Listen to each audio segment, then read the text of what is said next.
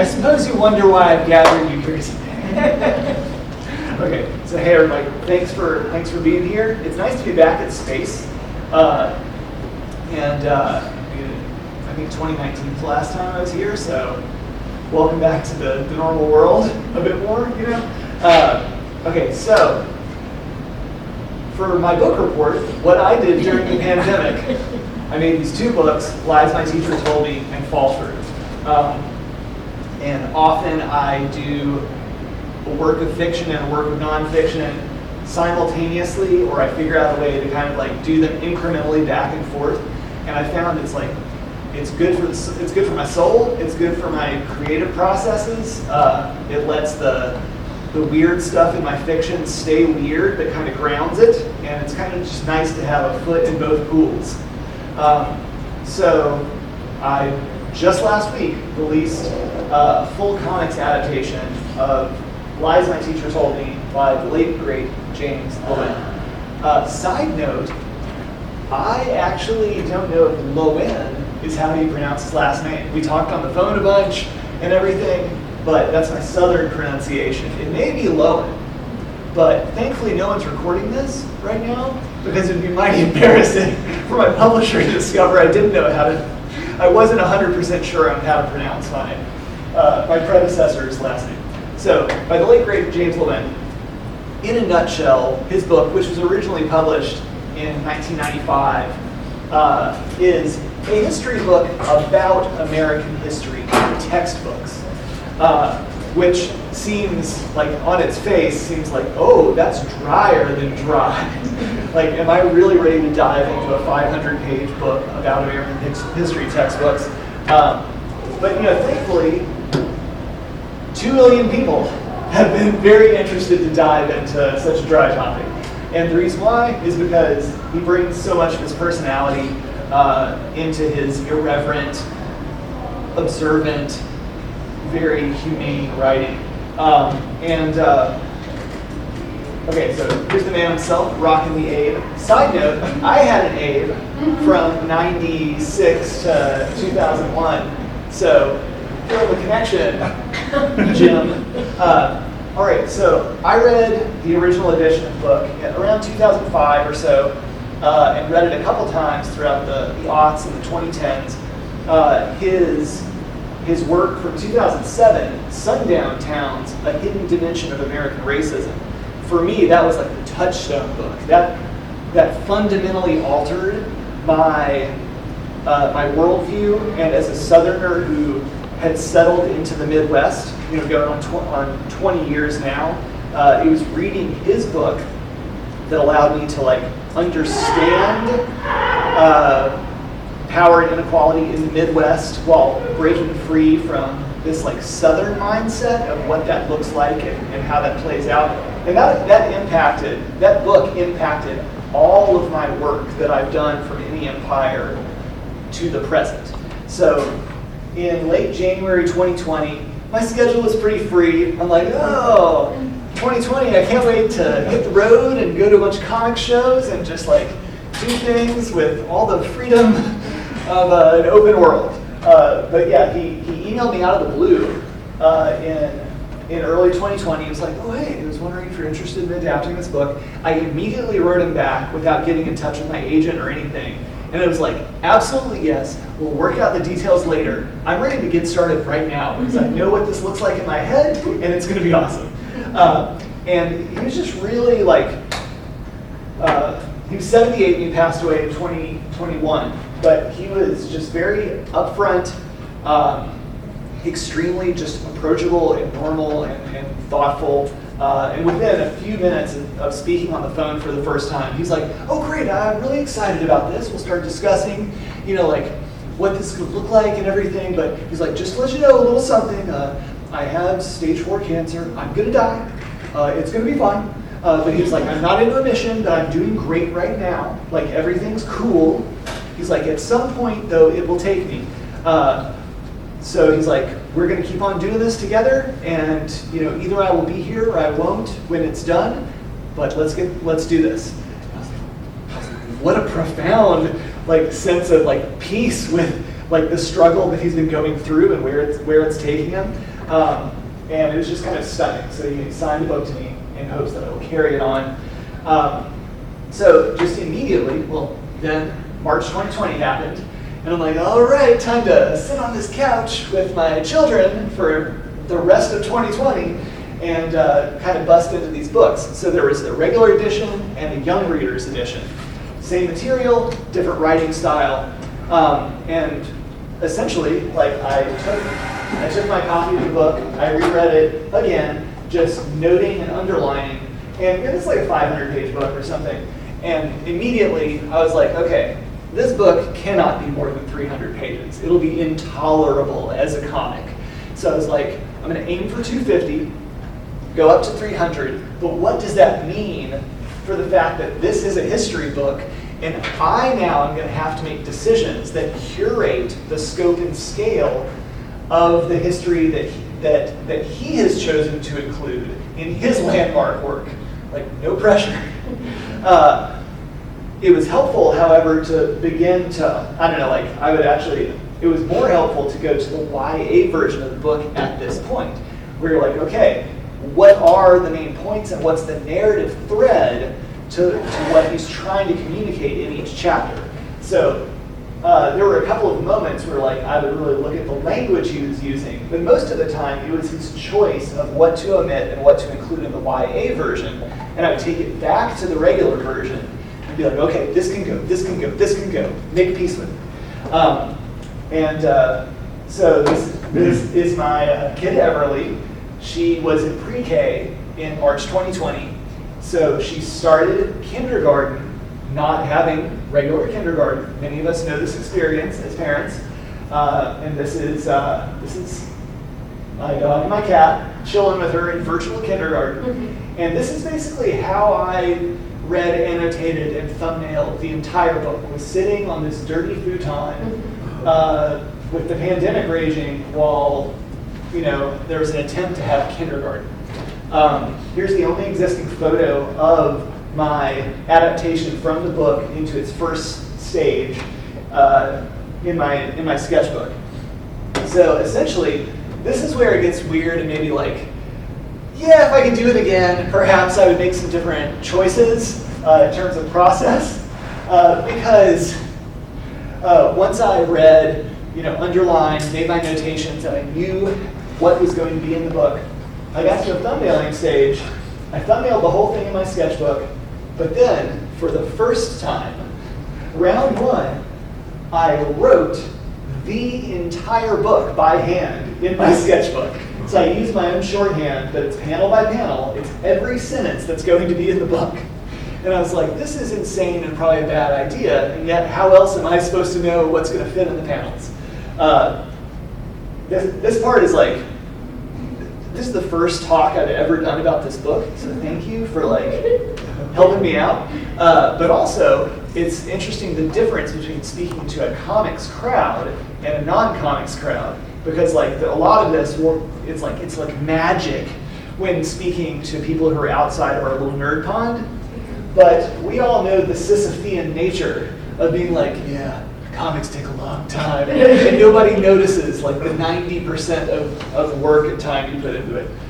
Okay, and then I did a couple of demo pages and just inked them. I kept it black and white just to give a vague idea of what it would actually look like so we would know what we're dealing with.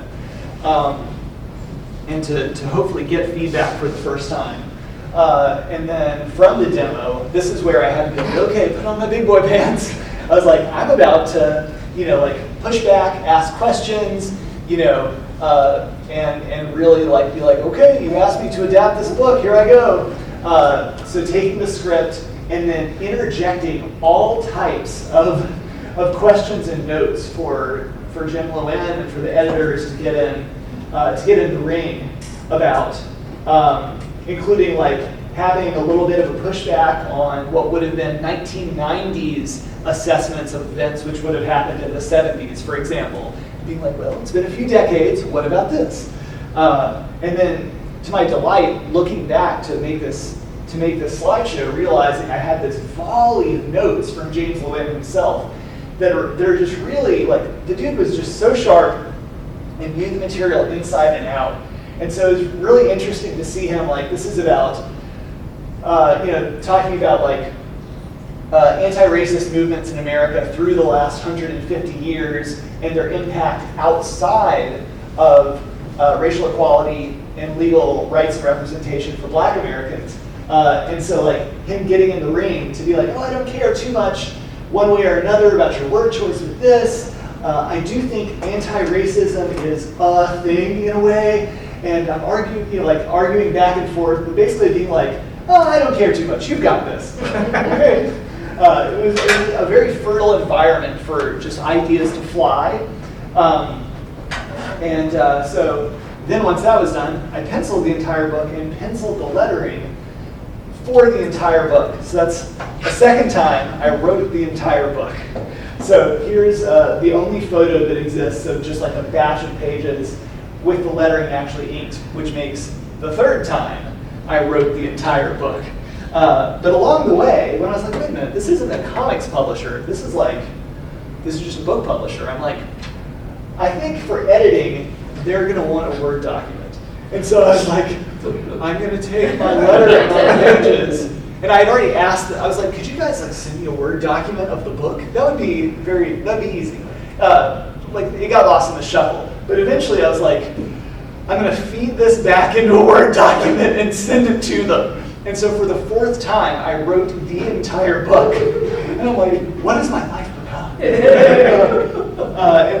So there we were. All right. And then from there, things were very stable. And it was pretty much a matter of being like, now to see how the visuals help buttress and also contextualize and update a lot of the material from this book. Okay, since we're in comics land, this is the part that doesn't seem like magic to us. These are very familiar tools, but I do all my stuff basically physically on paper. I just don't really have a lot of Photoshop skills. So for this book, I really just used a couple of Micron pens, a pencil and eraser, number 2 watercolor brush, a 102 Crow Quill nib, and Indie ink. Oh, and a little white ink, and that's it. And with my schedule, a lot of it, as can be expected, I ate up a lot more time with the writing and rewriting and editing and doing my own research. I did my own research, bro. A lot of it is, you got 1,500 panels in this history book, and you're like, oh, I need to reference 1,500 images. I'm like, oh, this is going to take a minute. So I had to kind of stick with 2 pages a day, 5 days a week to really seal the deal in a year once it was time. And then I keep my pencils kind of rough, and a lot of that was because like any rethinking, any mistakes or oversights, like I only wasted 10 minutes or 20 minutes as opposed to several hours. And then it takes about 5 hours per page from start to end for me. But I still ink fairly quickly as well. And I'd rather keep going, and I would rather completely redraw a panel than sweat too much over a detail in a panel. It just seems to work better for me. Okay, so structurally, there's one thread of this book which is basically a greatest hits of like American history, myths and falsehoods. Like you've got the classics, you've got Columbus, you've got the first Thanksgiving, you've got injustices to the Native American people, you've got the Southern myth of Reconstruction and the Lost Cause, all the classics. But importantly, because this is a history book about the failure of history textbooks to teach accurate history and why and how that happens, a lot of it is in real time. Like the myth is then countered by first-person accounts at the time that were concurrent with the misstatement, which directly at the time and uncontroversially contradict what virtually all of us have learned in American history textbooks in high school. So I chose the low-hanging fruit of Christopher Columbus here. And the next major thread of this book is the part that seems the most boring, but it's actually the most mind-bogglingly stupid and fascinating. It's how textbooks are made. And like in a nutshell, no one is at the wheel. So in this 3-panel thing from chapter 1, errors often go uncorrected, partly because the history profession does not bother to review high school textbooks. And as an aside to that, there are a lot of mistakes, whether it's myths and falsehoods or just errors, that survive from the 1880s in history textbooks that are still there today. And one reason why is because there is no author of an American history textbook. They rent the name of a historian or academic, and any updates, any editing of any kind is done by a temp or an intern. And they could be out of there in whenever. There actually is no one at the wheel.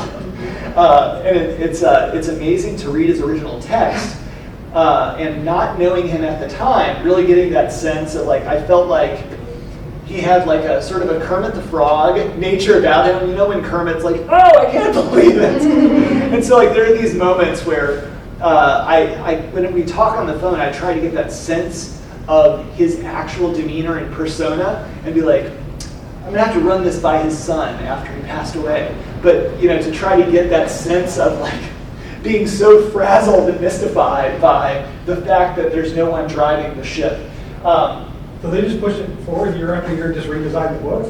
Yeah, pretty much. Wow. Yeah, and it even goes into this weird chapter involving the authors on the cover of a book, one being dead, one having been dead for 20 years, one being 95 in a nursing home, but it's gone through a 10th revision that I'm sure they never saw revisions 2 through 9 or whatever.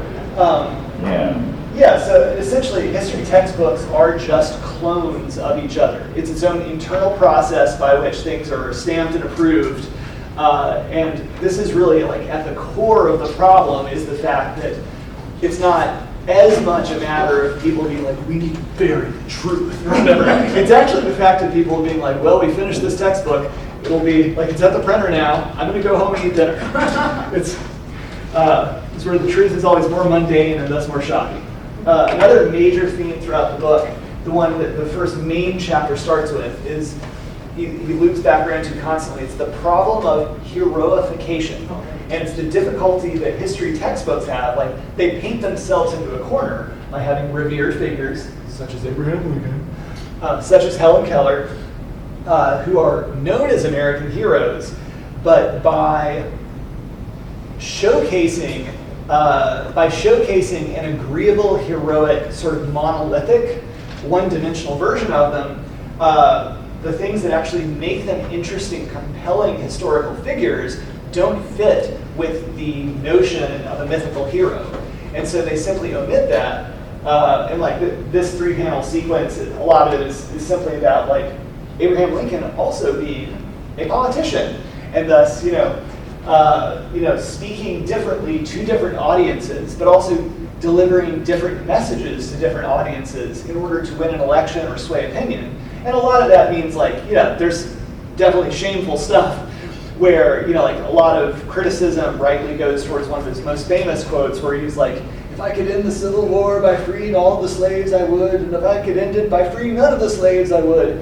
But then he dives back into recontextualizing so that you come out at the end of it where you're oh, it's actually, it's whack, but it's more complex and not as whack as one would think just from the pull quote. But it sort of goes through the path that one thing that's so compelling about Abraham Lincoln is that if books recognize Lincoln's racism, students would learn how racism isn't limited to Klansmen, that it's pervaded our history. And if students could study how Lincoln struggled with himself to apply America's democratic principles across the color line, they would then see how ideas can develop and how a person can grow. And this is the real tragedy.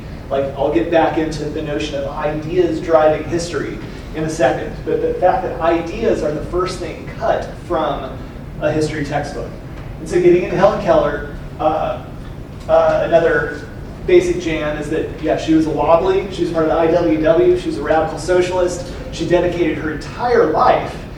She did grow up in a life of privilege and recognizing that despite her physical disabilities and limitations, that her life was much easier and more privileged than the vast majority of people in the United States, and she devoted her life to economic justice and social justice. But the problem of heroification, like this is a photo from a 1913 suffrage march in Washington, D.C.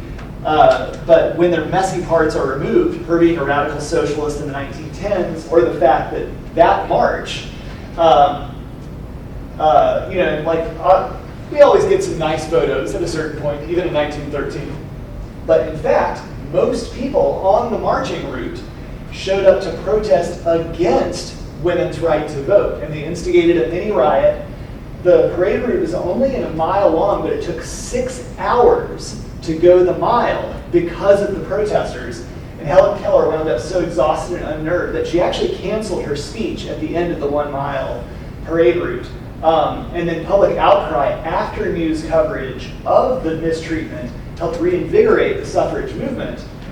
However, this is where heroes become flat and boring when their messy parts, are omitted. But then none of that seems to make sense when the complexity of why Helen Keller is a compelling historical figure is removed. And so all of it is removed from our high school and college level understanding of her as a historical figure. A super cool painting of John Brown, a radical abolitionist. John Brown, this is my favorite chapter. It's Abraham Lincoln and John Brown together. So importantly, another one of his major points is that in their efforts to avoid controversy in history textbooks, the textbook authors remove ideas as a driving force behind history itself. So here we got JB and the crew. So just as these books underplay white racism, they also neglect radical idealism. Just as textbooks remove racism from slavery, they remove the idealism from its abolition. And so this is where getting into the real-time process by which textbooks have changed over the years, using textbooks over the years as a timestamp of public sentiment, of where the wheels of power stood, etc. So I made a handy little graph. Okay, so textbook writers, basically, those who are writing the books being impacted by their contemporary worldview. So treatment of John Brown has changed over time, just like the treatment of enslavement and Reconstruction. So he was executed in 1862, I believe, 1859. So from 1890 to about 1970, John Brown was depicted as absolutely batshit insane. That was, in fact, the first thing you learned about John Brown, even before him murdering a bunch of enslavers and trying to liberate a bunch of people. You learned that he was insane. So strangely, he was perfectly sane in the history books from before 1890, and he slowly regained his sanity starting in 1970. But conspicuously, Reconstruction ends in 1870. 1890 to 1940 is what James Loewen calls the nadir of race relations in America. This is the most entrenched white supremacist power was at all levels of government and society. And then obviously we have the civil rights movement, and so we have textbooks reflecting a backlash against the growing movement from 1945 to 1970. Okay, and it's typical, but it comes as a bit of a shock to readers today to just see this this total pitch into insanity. But there is a reason, if you get in the shoes of these writers from, the year 1910, in that John Brown's actions to someone writing a textbook in 1910 simply don't make sense. And the fact these are older white men in 2010. We were able to juggle all of this kind of ugly and contradictory stuff as being simultaneously true when we're examining the people involved in making these textbooks and what their worldview is. So yeah, another major moment here. Oh yeah, a good example actually of that is, as we now know a little better a good amount of attention has been brought to light about just how unpopular in opinion polls Dr. Martin Luther King Jr. was throughout the 1960s, including up until his death. For several years in popular polling, like he was occasionally the most hated man in America, according to like public polling, and obviously that depends on who's asking and who's responding to the polls. But one thing that my March collaborator Andrew and I refer to privately as MLKification is essentially like defanging a historical figure through that heroification process, and by forcing out the bits which don't seem to fit in our hero vision of them, like, you can process these death threats against Dr. King and his family, but to even get into public polling that show how unpopular this movement for racial equality and human rights was at the time, it brings up emotions of shame and guilt and complicity, and that's the very first thing to be snipped. And another one of his major points that really cripples our ability to learn history in these textbooks is that the major plot that runs through the textbooks is this crippling notion of relentless progress through society throughout the ages. That for centuries, Americans viewed their own history as the embodiment of progress, and this idea of progress dominated American culture in the 1960s. We're always more, bigger, better. We've all grown up amongst it. We know how it is. The future looked even brighter. Most Americans believed their children would inherit a better planet and enjoy fuller lives. And it's very weird to be a parent of two in the 2020s and be like, well, kids, only rich people will eat meat when you're in your middle ages or whatever. Like the kind of bleak stuff I have to tell my kids now. It's like, I actually just constantly talked about like the heat death of the universe. And I'm like, who am I?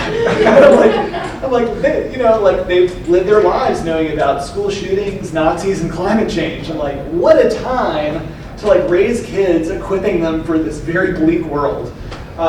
So that's the kind of stuff that really smacks me in the face now. This is the America in which most textbook authors grew up, and it's the version they still try to sell to students today. And one of his major points from there is obviously like, we all know as young people, we know when we're being lied to and we don't like it. So that sort of like fuels disengagement from American history classes and homework when you know that somebody's yanking your chain. And sort of get into recent history. I think this spread is actually a good example of his most recent edition of the book was in 2017, so I needed to update it for not only the 3 or 4 years after that, but once he passed away, I was kind of rolling in real time and being like, well, how's the world going to change this week? And what do I actually need to put in the pages of this book? Oftentimes, I try to lean on 95% of the time keeping his text and thus his work verbatim. And whenever possible, simply using information in the visuals to update, but also contextualize his writing from the 90s in new ways. But to also kind of like, we all read comics, so we understand that this is information, this is data that we're processing. Every detail has a meaning. But outside of the comic sphere, like you kind of have to do a little bit of legwork to be like, when you are reading a comic, like this is not the only information here. This is all information. Like, what do you see? Tell me the details you see. Interesting that you noticed that. So as I start to talk more about this, it's going to be very fun and weird to kind of like be like, here's what's happening when you read a comic, and here's why it's magic. Like another major point that, like, while doing this book, especially during 2020 and 2021, is recognizing, like, a lot of this is talking about American history textbooks taking a default assumption that the American government tried to do the right thing, even in situations that are indefensible. And the fact that when you read it, the omissions are so blaring that even like they'll get trapped by their own grammar, like by their passive voice or whatever, in ways that are confusing to us if we're teenagers and reading it for school, and then the older we grow, or if someone like Loewen points it out to us, you're like, oh, they really like did a full waltz around the historical content of this moment to get there. But yes, when our American history textbooks minimize the potential power of the people for the sake of what they consider to be patriotism, they choose to take an overtly anti-democracy stance. Palate cleanser, John Lewis with a puppy. So I want to point out that a lot of the groundwork for this book was done in 2020 when John Lewis passed away in the middle of the summer, and in a summer of protest and getting our kids out in protest as well, and trying to contextualize all of that in this rapidly changing, uncertain world. John Lewis was very much on my mind when doing this, and I consider this to be the actual heir in terms of my work to the March trilogy. Definitely different in tone and direction, but this is the heir. And let's not forget, like in the middle of all this, there's my ballot, November 3rd, 2020. But recognizing that like this is a book that was going to be published in 2024, and just like Save It for Later, where I was doing I did this last chapter and it had to be sent to the printer in late October 2020. And it was going to be published in February 2021. I had no idea what kind of world the book would emerge into and what that would mean for what I was trying to say. And that was very much the sense here, where I was like, man, in 4 years, I was like, what is this book even going to mean, and how do I make it as bulletproof as possible? Especially seeing from 2021 on, all of us to some degree in like falling into old habits and falling into memory hole in the recent past. There's an entire chapter on memory hole in the recent past, and textbooks not really understanding how to handle the recent past. A lot of it for understandable reasons. You don't know the way things are going to go. There was a section about post 9/11, the forever wars throughout the Middle East, and when I was breaking it down in 2020, I was actually like, oh, this is the section where I'm like, I don't have to thumbnail this. I don't know what's going to happen. So I was like, I just left it blank, and I was like, guys, I'm going to get back around to this in like 2023, and we'll see if like this entire thing like needs to have another page fleshed out or needs to go in this totally different direction. But it was kind of weird to be like, I actually don't know how to approach this in real time. Just a very strange relationship to a book about American history, especially when it's unfolding live. All right, the famous inaugural crowd photos. So all of us getting to see in real time and in the public eye for all of us these tests of reality, these tests of agreed upon objective measurements of the world around us. Especially like with new and unprecedented information available, also unprecedented challenges to commonly agreed upon basic facts, So like really like the uphill battle of doing certain parts of this book. The time came at the end of this book to actually draw the two crowds, and so I had to make a special note, and this isn't me like tooting my horn or whatever, but I was like, artist note, these are the only two images in the entire book which I traced for accuracy. I don't like tracing stuff. It's like, it looks stiff. But for this, I was like, if I don't trace this crowd photo, I'm going to be accused of doctoring and minimizing it to get my precious outcome to look the way I want it to look on the panel. So I sat down for like 10 hours, and I was like, person. I was like, no, that's a tree. And this is the kind of stuff where it's even more stunning every single time I would draw it or look at it or check out the news footage. That's with Sean Spicer, good old Spicy. It's like, what can you do about these future lives? And let's return to the day after inauguration in 2017. his direct quote to the American people, "This was the largest audience to ever witness an inauguration, period, both in person and around the globe." It's so wild to be like, in 2024, the fact that we have normalized such extremes of just like being like, you know what, we're going to establish, like shatter and reestablish a new assessment of who gets to say what is true from easily observable, publicly accessible information. Okay, that goes back into updating visually whenever possible.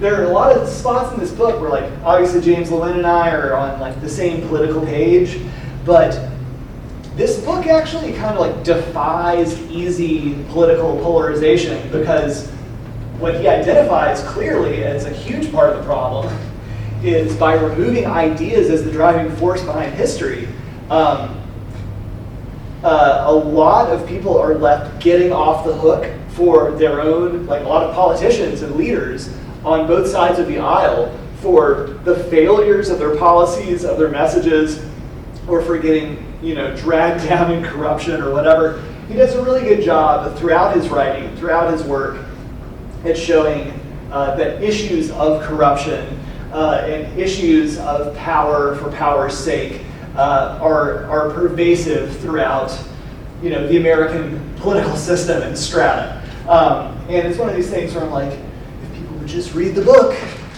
the entire point is that it's a lot messier and more complex than they're going to assume it is. Alrighty, so getting into the covers, I was like, oh boy. Because most of the pages are really wordy and fairly dense, I was like, what I need is something that's going to just, like, in the parlance of the dude, tie the whole room together. I was like, I need to keep it as simple as I can, as iconic as I can. I did 7 different thumbnails for what might work for the book. And as soon as I did this one with like the Thanksgiving table, I was like, screw the rest of these. I was like, obviously it's going to be the Thanksgiving table. How could I not do this? I did, however, do a whole other book cover, which I liked from a design standpoint, because this was closer to what I wanted in terms of being like, oh, it's the globe, and then around it we have all these different, like, we have protesting groups, we have Union soldiers, we have Revolutionary War troops, we have like some Abrams tanks, we have Columbus kneeling with his precious sword, we have like a mythical cowboy on the west, we have civil rights movement protesters, etc. However, it's like, you know, who can resist the chance to have, you know, like Sacagawea hanging out with John Brown and Harriet Tubman and John Lewis and Helen Keller. And I was like, no, this is just going to be too much fun. So there are the inks. Again, it looks like magic to people who aren't here at Space. And there's the finished deal. I've really fallen in love with doing full color stuff now. I still do it physically on the paper, so I kind of sweat it, because like there's little room for error. But it was just a joy, and to like take the background here from this like cornucopia feast of foods and try to turn something so complex, a mountain of food, into a simple design element. I simply had to go, you know, from the pencil stage to be like, this needs to read as a field of like salmon red. And then so inking like 1,500 different pieces of food and hunks of meat and stuff, and somehow being able to make it read as one thing, that was the part where I'm like, either I'm going to completely fail at this and have to just start over, or this will magically just work somehow. All right, so simultaneously, quick side quest at the very end. At the same time, I did a whole other book. The fiction side of how I spent my pandemic was this book, Fall Through, that also just came out in February. It's basically like a 1990s interdimensional underground punk band's soap opera. It's full of feelings, bootleg magic, all the usual stuff you've come to expect from my weird stories or whatever, powered by a spell that's been embedded in a song that this band has put out on their one record, on their one tour, in a minivan in the summer of '94. So from a writing standpoint, the reason I love bouncing back and forth from fiction to nonfiction, besides like this being my happy place and my home planet, is the fact that by beginning to think more mechanically and more concrete while doing nonfiction, I'm then able to approach these far out ideas and essentially reverse engineer plot elements, which make the story actually make sense for once. A lot of it is recognizing, and I learned this first by getting started on March, but then with the density of information and lies my teacher told me, it sort of upped the ante of like looking in between lines of script or information to realize what's missing. And by that either means like, do I have a responsibility to like do some research and figure out some more details that may enlighten something, or am I free to just be a little more expressive? Like, is this my breathing room? Thankfully, in my fiction work, this is where that nurtured this sense that I should actually pursue my curiosities and be like, oh yeah, they're like, you know, what does it mean that these characters first appeared in a book in the 70s, and here they are the exact same age 15 years later? They don't add up. And then being like, wait a minute, what if I just write that down? And that becomes the centerpiece of the entire book. So in this opening spread, like in 2 sentences, it encapsulates both major themes of the entire book as they relate to the plot. It's not quite like we represent everyone here in our town, but more like their band's called Diamond Mine. A diamond mine everywhere. When you're in the middle of something like this, as it's happening, you don't notice what doesn't add up. It essentially becomes a book about things not making sense as soon as you step out of the bubble you're in. And in a lot of creative, like creative families, creative projects and communities, you can be like inside this little zone and not realize that things have gone horribly awry, or that something really needs attention and work outside of its bubble. Writing-wise, there's Bruce and the very handsome cat. When I'm doing fiction, I like to actually just make index cards and make every single scene, note, thought its own card. And I just sit on the floor and I actually I organize them by category, but then I begin to see where relationships exist, where previously there were no relationships, and if things begin to work, then these start to take a different shape on the floor, and slowly a plot actually emerges from the index cards. And you're like, whoa, okay, apparently this is the driving plot of the book. Here's one of the index cards. I just did like 150 of these. It seems like we were never here. It's not that this should have never happened, it's that it all only happens once anyway. You never cross the same stream twice, or whatever the maxim is. So simultaneously with notating and breaking down lies my teacher told me, I was working in another sketchbook to flesh out images and thus story components for Fall Through. It was more free form. There were different types of narrative constraints. So I did my thumbnailing by basically making little mini comics and just penciling the entire book of these and scripting along the lines, and just sort of letting that be my comfortable place where I didn't have to put quite as much of a lens of scrutiny on it at the moment. Columbus note, a lot of this book, Columbus plays a big part in this book, without spoilers or whatever. I used to be in a band called Sukudan Squad. We played here many, many times between 97 and 2005 or 6. This is a show at 3 in the morning in somebody's front yard, about 2 blocks off High Street, in 1998. And it was wild. Half of our band went to sneak in here outside to go to see Iron Maiden and Dio. And then after that show, came back, and there were hundreds of people on somebody's front yard. And we're like, oh, guess what? We're about to play it right now. And there were police vans circling, there were helicopters overhead, and it was a matter of okay, all we have to do is start playing and never stop playing, and we will finish our set, and nobody's going to get arrested, and everything's going to be cool. And it was. But also a lot of this is about myth-making, just like lies my teacher told me. See how I did that? And the fact that this was a transcendent experience, but immediately on the rest of our tour, people came back from this show, and we would play shows in different states, and people would be like, oh, yeah, I heard you guys played, and like myths had already started about what this show was and how it went down. Like, oh, I hear you only play shows in people's yards. And like other myths developed for us over the years, like, oh, I heard Sufjan Squad, they only play in laundromats. It's crazy. Like we played one show at laundromat ever in our lives. Yeah, like there are many homages to Columbus. Like this is where I was able to kind of live in that moment, but see it through the expressive magic of cartooning to be like, this is how it felt instead of how it actually was, and then relying on expressionism to do its comics magic.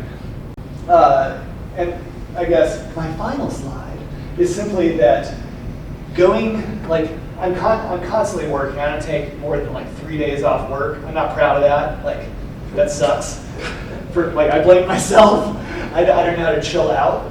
But one thing I enjoy doing as like a fun for me moment is I like sneaking components and details from the book I just finished into the next book. And that actually, it's one of the few things that crosses over from the fiction, nonfiction, back and forth that I do. So it was nice that the protagonist and narrator of Fall Through, Jody, appears like 3 or 4 times in Lies My Teacher Told Me, which is nice to kind of be like, I get to draw you again. But also, like in 1,500 panels, a lot of it is just like, here are some students, they have questions, they're not happy. Or like, here's something that's happening. Like a lot of it is it's a topical reference or it's context. You just get tired of making up people. So it's nice to be like, this is my character. I can just sneak her in there. That's cool. And there's actually a moment at the end of Fall Through that gets into the spread of accepted myth within a community that directly references the idea of Sasa or Sasha and Zamani that James Loewen talks about in Lies My Teacher Told Me. And it's like, well, this will be a two-way door then. I'm going to name drop something that'll be in the next book as well. So anyway, what do you guys want to talk about? Does anybody have any questions? And it doesn't, it can be as broad or as narrow as you want. Have you been successfully banned yet? Not yet. Oh, yeah. So that was actually like one of my preeminent concerns. Like, not that I was like biting my nails about it, but I was like, how quickly will this like have a legal challenge? It is weird though, because like obviously like the book ban and information control movement is something that I pay a lot of attention to, and yet I feel like a lot of far right gears have shifted in the last couple of months, so that like I don't necessarily think they're like making a rational conclusion that it's not worth their energy, that they're going to shift in energy to something else. But for some reason, or maybe it has more to do with news coverage that's simply decreasing. But I'm just waiting for this wave, and especially since a lot of the bans and challenges are copied and pasted, like it'll be a cascading effect. However, it has not happened in the last 2 weeks. Actually, There's something that'll help your book sales make this last second. That's what I'm saying. What's wild, and I'm glad you asked that, because I actually forgot to put that in my talk, Yeah. and I'm going to add this for next time, is the fact that in 1995, it's shocking to read this book now, because the bulk of this writing is from the first half of the 90s, and the observations he was making about the nuts and bolts of how textbooks are made and no one's at the wheel, but also, like fear of like offending textbook adoption boards, parents, governments, etc., but also threats to, he was even writing about threats to safety and economic security for like librarians, teachers, etc. at the time. All of it is so prescient. I'm like, not only does Lies My Teacher Told Me articulate how we talk about these book ban and suppression campaigns today, the words we use and our understanding of those words, but you can sort of like read through it to recognize that this is not an unprecedented, this is a sentiment and a mode of flexing power that is being pushed and weaponized, but it's not coming out of nowhere. In fact, fears of those consequences that we've seen play out for the last 3 years are, I would say, the primary guiding sentiment behind a lot of those decisions to make textbooks so lame. The fear, like simply omitting contradictory information, complex information, ugly information, or whatever. This was like clearly spelled out in the mid-1990s, and so it's stunning to read it today. That's another reason why I really tried to lean on the visuals only as a way to update things for the 2020s. Was like, this really has so many legs to stand on its own that I'd be doing a disservice to his writing to actually get in the ring, except for a handful of situations where I had to. But yeah, it's a shocker. Anybody else? Yes? First, admire your work ethic. I mean, aside from the fact that you're editing and writing and penciling, and then you still knock out 2 pages a day, 5 days a week for a phone. It's just insane. It's just incredible. Insane. But, especially for people who, if I could manage to put together a green card or one panel, I think I'd succeed somehow. But do you find that when you're organizing your thoughts or doing your work that do you have to kind of draw in sequence? Do you do things out of order? Do you go back and work at the back and then you work at the front? These days, I like not hopping around. I like doing things in sequence, but this is where where the old stitching time saves 9 applying for comics. Like, you're doing less work and working more quickly early on, like you're thumbnailing, your pencils are rough, then you're typing your pencils, you're inking or whatever. Not only does it give you more leeway to change and experiment and make mistakes, but you're working more quickly, and thus you're holistically working up a whole book. And it might take a month to do this big chunk of stuff, even though I'm just scribbling thumbnails that are 2 by 2. It still feels like I'm building it all up at the same time. So by the time it comes to actually slow down and letter and ink the pages, I feel like the work is, I can see what it's going to look like in my head already, and I can just let things sit.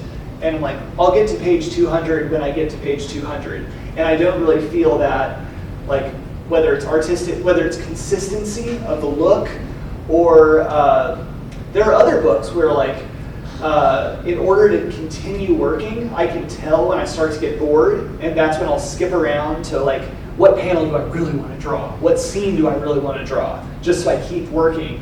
One of my personal mantras is, all work is work. And as long as I'm still drawing, then sure, go do the fun page. But with this book, a lot of it was being no, this is a clockwork kind of situation. I need to keep a cool head, a level temperature, and just do my research for my panels, and then get those panels done. And the next thing I do, I'm oh, okay, I drew the whole book. Yes? Imagery. When you go back through history, and I know you're talking about textbooks here, but have you ever thought of the Billy Ireland Museum, you go to the editorial page and the cartoons of that period? Oh. That I would be so sorely tempted to, I want to do it in this style, but Ulysses S. Grant wearing a dress isn't really what I want. True. Yes. Sometimes that opens up new cans of worms that require more explanation because they require context. There were a couple of moments where there's one page in there that talks about 18th century pre-Revolutionary War American cartoonists' depictions of Native American people as stand-ins for anti-colonial sentiment, as the spirit of independence was a-brewing in the colonies. It's the kind of thing that I was oblivious to because I just see an 18th century pen and ink drawing of a Native American woman punching out the queen or something. It doesn't make sense, and I assume it's vaguely racist. But he does a good job laying out when you see a pen and ink, a political cartoon with Native Americans that's before the American Revolution, but after 1700 or 1740, it's directly in the context of the French Indian Wars, and they were a stand-in for the spirit of national independence in the colonies prior to the Revolutionary War. So there were a couple panels like that where I'm like, I'm going to draw this 18th century pen and ink style, and at the same time, then I'm like, I guess I have to cover up this nipple, what's behind it? And I was like, who knows what the Florida school board's going to do about that nipple? So in general, though, I avoided stuff like that because I felt like it was going to require too much additional context, and that was my main concern throughout this. Was it would be really easy at a lot of moments for this to fall off the rails of being like, no, I need to explain something real fast. And then there's just more and more you have to clarify. So I did it a couple of times. It was super fun. But one of the major challenges was being I have to leave half of this information out of my version of the book. So I need to choose wisely so that I have a consistent narrative that's informative, that doesn't feel that actually doesn't leave gaps, because I know my parameters and limitations as far as how much I can fit into this book. Yes? So you have the breakdown, your timetable to the point where it gets to 2 pages a day, 5 days a week. How do you come up with the math for that, for each project? The existence of my kids gives me the math. A lot of it is I can basically only work when they're at school. So I have 6 days a week, 6 hours a day, 5 days a week, maybe squeeze a little in on Sunday morning or something. But a lot of it is being what has worked best for me is just compartmentalizing my time and being okay, in those 6 hours a day, 5 days a week, I know that I can ink 2 pages a day, and then after I do 3 sets of those, then I can do my gray washes and everything on a 4th day. So I can do 6 pages in 4 days. And then my nerdy self, I take multiple sheets of paper and I make calendars for myself that are 2 years long. It works though. And I'll be okay, as a rule, I don't work on Saturdays, even if that's not true. Where I'm just cross off all Saturdays. And then I know I'll be gone these days. That gives me 184 days left or something. And then I'm okay, if I'm doing ink 2, ink 2, ink 2, paint all 6 of those. Ink 2, ink 2, ink 2, paint all of those. Just do it, and I'm oh, it's going to take me 171 days to draw this book. And it works. I finished this book a month ahead of time, and I don't know how that happened, but I've been able to work out a system so that I'm I don't push myself too far, but I know that I have enough time to get X amount done each day, and I don't try to push it beyond that. And over time, it works. So it's different for everyone, but once you realize what your time limitations are, then just stick with the limitations. Turn the phone off. Oh yeah, that's a big deal. Yeah, it's any Jedi mind trick that can, for me, I like listening to LPs because every 15 to 20 minutes, I have to just get up for 20 seconds and flip the record, and then I can just reapproach the table. But it gives me a little movement, it gives me a second to get away, and then I'm right back into it. And LPs have actually helped me stay super productive when drawing during the days. Before we go, let's go back to your bag of farm. What do you got? Oh, yes, this is me with the red okay. bandana here. Yes. Was there any cars turned over? No, there was no overturned cars. Yeah, it was just a couple of paddy wagons. They did have their lights going. The helicopters did have their lights shining, but they just kept circling. And eventually, they were there are no fires. We'll just go. We'll see what the football fans are doing, or whatever. Yeah. All right. So yeah. Time's up.